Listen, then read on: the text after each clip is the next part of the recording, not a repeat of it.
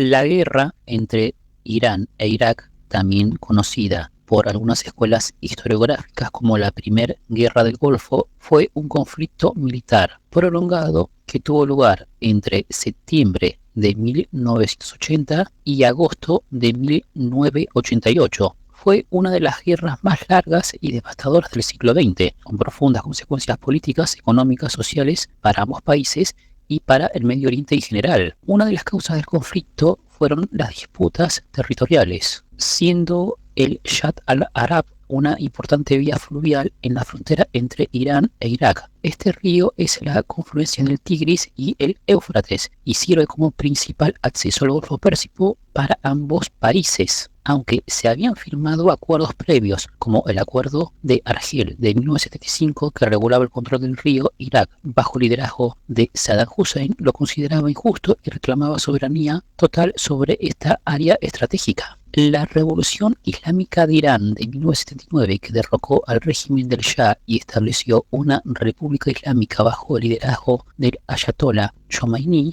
generó tensiones significativas en la región. Saddam Hussein temía que el ejemplo revolucionario de Irán pudiera inspirar a la mayoría chiita de Irak a levantarse contra su régimen sunita, secular y autoritario. Khomeini además abogaba por una expansión de la revolución islámica a otros países de mayoría musulmana, lo que exacerbó las preocupaciones de Saddam. Este último tenía ambiciones hegemónicas en Medio Oriente. Tras la revolución iraní, Irak se encontraba en una posición relativamente fuerte, con un ejército moderno y bien equipado, en contraste con Irán, que estaba sumida en el caos interno de la revolución y la purga de sus militares. Saddam Hussein creyó que una guerra contra un Irán debilitado le permitiría expandir la influencia iraquí en la región, asegurar el control sobre el Shatt al-Arab y emerger como la potencia dominante del Golfo Pérsico. Las tensiones entre las poblaciones chiitas y suníes también fueron un factor significativo. El régimen de Saddam, de mayoría suní,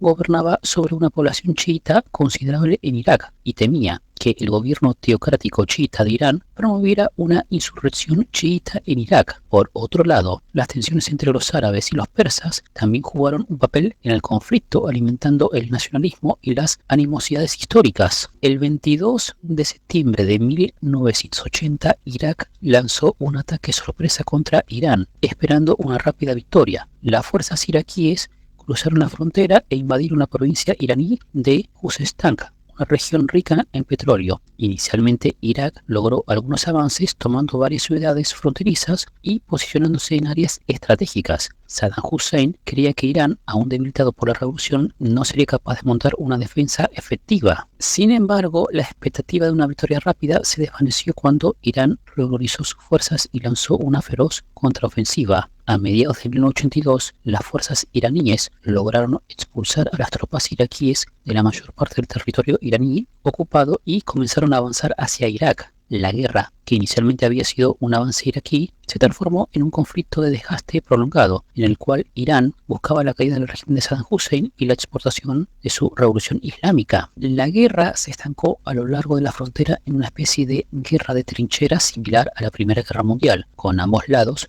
sufriendo altísimas bajas sin lograr avances significativos. Irak, sintiéndose acorralado, recurrió al uso de armas químicas, incluyendo gas mostaza y agentes neurotóxicos contra las fuerzas iraníes, y en ocasiones contra civiles. Uno de los casos más notables fue el uso de armas químicas de Jalajab en 1988, donde miles de kurdos fueron asesinados. Ambos bandos también trataron de interrumpir las exportaciones de petróleo del otro, atacando las instalaciones petroleras y los buques petroleros en el Golfo Pérsico. Esto llevó a la Guerra de los Petroleros, donde ambos países atacaron embarcaciones en el Golfo, lo que provocó la intervención internacional para proteger las rutas de transporte del petróleo. Estados Unidos y otros países occidentales desplegaron fuerzas navales en la región para escoltar petroleros y evitar una interrupción total del flujo de este material. A lo largo del conflicto, Irak recibió apoyo de diversas potencias extranjeras, incluidas las monarquías del Golfo como Arabia Saudita y Kuwait, que temían la expansión de la revolución islámica de Irán. También contó con el respaldo tácito de Estados Unidos, que suministró inteligencia militar y apoyo logístico, aunque oficialmente mantenía una postura neutral. Por otro lado, Francia y la Unión Soviética suministraron grandes cantidades de armamento a Irak. Irán, por su parte, estuvo relativamente aislado, aunque recibió apoyo de Siria, Libia y en menor medida de Corea del Norte y de China. Las consecuencias de la guerra fueron muy brutales. La guerra tuvo un costo humano devastador. Se estima que murieron entre 500.000 y 1.000.000 de personas, entre soldados y civiles. Ambos países sufrieron terribles pérdidas económicas con la destrucción de infraestructuras, la caída de la producción petrolera. Además, la guerra devastó grandes áreas del suroeste de Irán y las regiones fronterizas de Irak, dejando tras de sí un legado de sufrimiento y destrucción. La Irak de Saddam Hussein fue acusada de múltiples violaciones de los derechos humanos, incluyendo el uso de armas químicas, tanto en el frente como en contra de las minorías kurdas en el norte de Irak. Aunque las violaciones de derechos humanos fueron cometidas por ambos lados, las atrocidades cometidas por Irak tuvieron una resonancia especial debido a su magnitud y brutalidad. En el año de 1988, ambos bandos estaban agotados, tanto militar como económicamente. El 20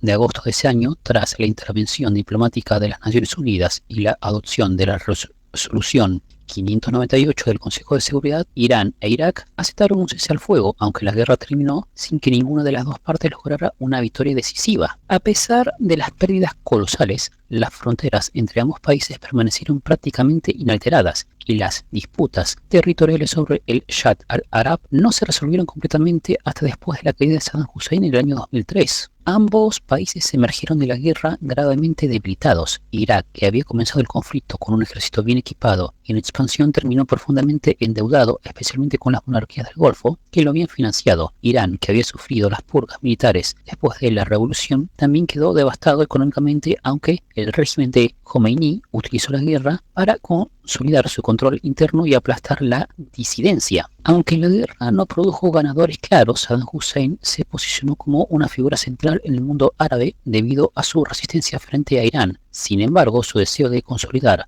su hegemonía en la región y su necesidad de aliviar las presiones económicas después de la guerra lo llevaron a invadir Kuwait en 1990, desencadenando la Guerra del Golfo en 1991. La guerra exacerbó las divisiones sectarias en la región. Irak había presentado el conflicto como una defensa del mundo árabe suní frente a los persas chiitas, lo que contribuyó a agudizar las tensiones sectarias, particularmente en Irak, donde la mayoría chiita seguía bajo el control de la minoría suní. La guerra también llevó a una mayor militarización del Golfo Pérsico, con un aumento en la presencia militar extranjera, particularmente de los Estados Unidos, que intervino en la guerra del petróleo para proteger sus intereses económicos y garantizar la seguridad de las rutas marítimas del petróleo. El conflicto demostró las terribles consecuencias de las guerras de desgaste prolongadas, en las cuales las pérdidas humanas y materiales pueden superar con creces cualquier ganancia territorial o política. Al final, ni Irán ni Irak lograron los objetivos que inicialmente se propusieron y ambos países quedaron profundamente dañados. Saddam Hussein subestimó gravemente la capacidad de Irán para reorganizarse y resistir, creyendo que la debilidad interna del país tras la revolución aseguraría una victoria rápida. Este error de cálculo llevó a una guerra prolongada que devastó a ambos países. El uso de armas químicas en este conflicto dejó un oscuro legado en la región y contribuyó a la revisión de la normativa internacional sobre armas de destrucción masiva. Sin embargo, la falta de una respuesta firme de la comunidad internacional en su momento alimentó la impunidad en el uso de estas armas. Este conflicto dejó cicatrices profundas en la región que todavía son evidentes en las tensiones políticas, sectarias y económicas actuales de Medio Oriente.